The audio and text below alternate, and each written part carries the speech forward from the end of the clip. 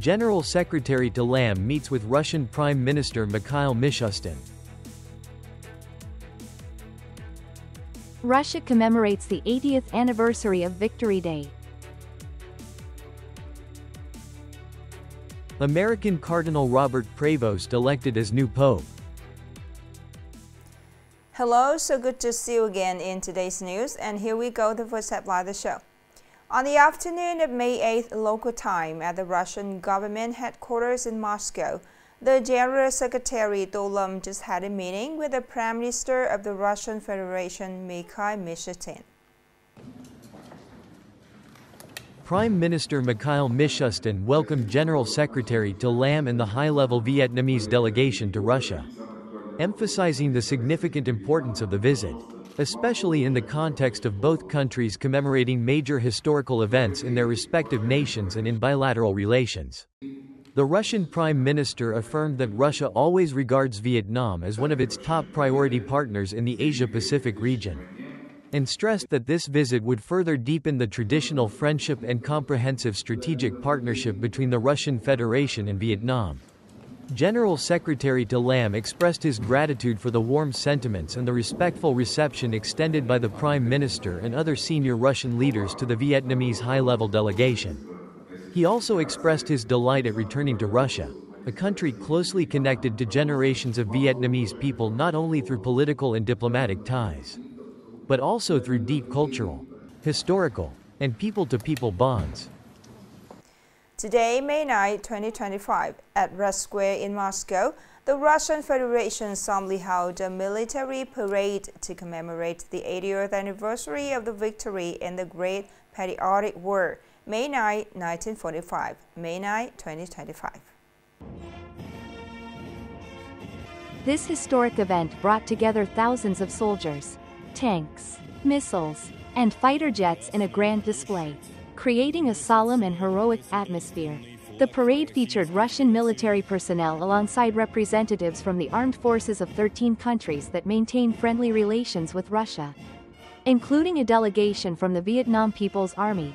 The parade was attended by Russian leaders and numerous war veterans, serving as a tribute to the immense contributions of the Red Army during World War II. The event was not only a demonstration of military strength but also a powerful expression of national pride and a source of patriotic inspiration for the Russian people. The celebratory spirit of this momentous occasion spread throughout Moscow, where residents and visitors eagerly took part in vibrant cultural activities such as concerts, film screenings about war heroes, historical exhibitions, and heartfelt tributes to veterans. For the first time in history, an American cardinal has been elected pope, marking a significant milestone for the Catholic Church. Cardinal Robert Prevost has been elected by the College of Cardinals as the successor of St. Peter, becoming the 267th Pope of the Catholic Church. He has chosen the papal name Leo XIV and is the first American pope in history. In a historic moment, Pope Leo XIV appeared before the public for the first time from the balcony of St. Peter's Basilica. In his first speech as the successor of Pope Francis from the balcony of St. Peter's Basilica, Pope Leo XIV said, "Peace to all people," emphasizing the message of peace, dialogue, and evangelism. UN Secretary-General Antonio Guterres congratulated Pope Leo XIV, highlighting that the election of the new pope is a moment of profound spiritual significance for millions of faithful around the world. Upcoming are some updated news. At the 29th session of the 18th Provincial People's Council, the delegates unanimously voted and approved the resolution. This resolution amends the names of 82 administrative units at the commune level that were formed after the restructuring, as outlined in Article 1 of Resolution No. 09-NQ-HDN dated April 28, 2025. With this adjustment, the 130 commune-level units after the restructuring will adopt names that no longer include district names and serial numbers but instead use names that are easier to read and remember, reflecting traditional, cultural, and historical landmarks. This change fulfills the wishes and aspirations of the majority of voters and the local people. In the context of the world facing significant macroeconomic volatility, Southeast Asian countries are reassessing their priorities and opportunities for a green economy. The group of 6 Southeast Asian economies, including Indonesia, Malaysia, the Philippines, Singapore, Thailand, and Vietnam, could see up to $120 billion in GDP growth, create 900,000 new jobs, and reduce 50% of the emissions gap by 2030. According to the report, green investment from the private sector in Vietnam reached $161 million in 2024, accounting for approximately 2% of total investment from the C6 group. Transaction volumes have increased, and investment flows have shifted from solar energy to transportation and wind power.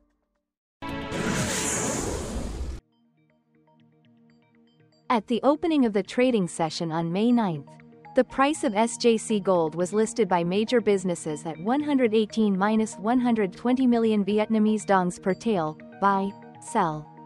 Down 500,000 Vietnamese dongs on both the buying and selling sides compared to the close on May 8th.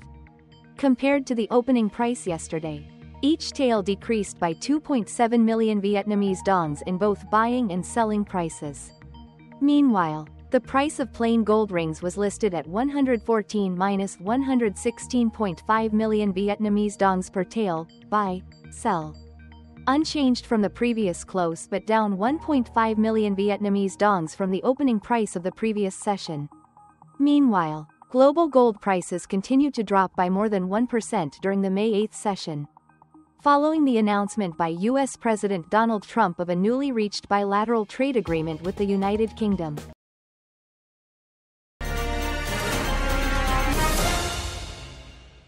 Through more than 40 editions, the Sen Village Festival stands as a vivid testament to the efforts to preserve and promote the invaluable heritage left by the beloved President Ho Chi Minh for the Vietnamese people. More in the story. In 1989, the first Sen Village Festival was successfully organized as a pilot event, marking a new chapter in honoring President Ho Chi Minh and promoting Nghi En's culture. By 2001, the Sen Village Singing Festival was elevated by the Ministry of Culture and Information and the People's Committee of Nghi En Province into the Sen Village Festival, which has been held annually at the provincial level and every 5 years on a national scale. At that time, the activities of the Sen Village Festival were conducted on a large scale, and the units involved carried out the themed presentations well. Over more than 40 years of organization, the Sen Village Festival has contributed to the promotion, preservation, and development of the cultural values of President Ho Chi Minh through numerous activities. As a result, hundreds of valuable artistic works about Uncle Ho have been created, further deepening the ideological and moral values of President Ho Chi Minh.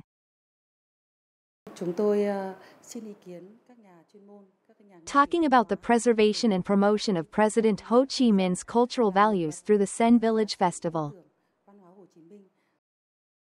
This year, the 2025 Sen Village Festival, marking the 135th anniversary of President Ho Chi Minh's birth, will be held on a national scale. The highlights of the festival include the art program, From Sen Village to Ho Chi Minh City, the inauguration of the Uncle Ho's visit to his homeland monument, the opening of the 9-tier waterfall at the Hoang Thi Loan Tomb, and various activities such as film screenings, photo exhibitions, mass art performances, and sports competitions, which will take place from May 12 to May 19, 2025. Now is the end of the show today. Thank you so much for your attention. Goodbye and see you later.